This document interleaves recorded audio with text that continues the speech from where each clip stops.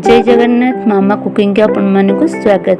आसंतु आज आम करवा लिया आउ कखारु मंजीर बड़ी तैयारी करवा केमती मुझे करुँच देखु। बिरी प्रथम बतुरे रखी मु सकाळू तापर ताको बाटीदेली बाटीदेलापर आणिकी से आणक आणिकी तादेह किसी खई पकईकिना देखो मुझे भलसे चकड़ुची केमती भल कि चकड़ी जमी बिरी धीरे संपूर्ण रूप से मिसीज जमी टिके भी खई ये रही भल से आप चकड़ी चकड़ी सारापर एमती मैंने 10 ରୁ 5 मिनट टे चकड़ी चकड़ी सारापर तादेह टिके नाकू हेंगू आपने अल्प स्लाइट हेंगू देवे बेसी भी हेंगू देवे नहीं कारण बेसी हेंगू देले भल लगे नहीं। प्रायतः लोक मानक भी हेंगू भल लगे नहीं हेंगू देले चलो नदेले चलो किंतु हेंगूटा देले जे पोकटा टिके हम ना। देखो मुझे बेसी भी हेंगू नहीं अल्प स्लाइट टिके नाकू हेंगू नहीं देखो हेंगू पकईकि टिके मिसईदेवे मिसईदेला अल्प टे नुसेंते ये करदेवे खाबीदेवे टिके नाकू तापर आप चाहिए कखारु मंजी से पानी कखारु मंजी नहीं पारे मुझे कखारु मंजी नहीं देखु आम घर जो कखारु आसे आम से कखारु दूर मंजी किसी बाहर करके धोईकी सुखी रखी थी परिष्कार भाव में से कखारु मंजी आड कर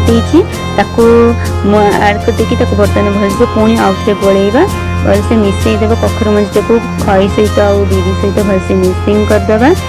देखो मुझे चकड़ी आपने सेमती चकड़ी के मिक्सिंग करदे। देखो मुझे भल से गोल गोटे भल बेस्ट तैयारी करदेली। बर्तमान ये भी चलते पकईवा बड़ी केमती मुझे बड़ी पकाऊँ देखो जमती आम बरा छणा हुए से टाइप आपने पकईबे। देखो ये फूल बड़ी भी किसी आम पड़ी देखो मो मंजी बड़ी बहुत कम करी कखारु मंजी आउ खई अल्प ये कर देखो एमती पकईबे करेंगे। तापर जो बिरी तक बढ़ला आमर तादेह मुझे फूल बड़ी करदेली। देखो कत सुंदर बात सब धाई धाई कर पकईक पड़ा कारण खरा आसी खर भी पकई हेनी।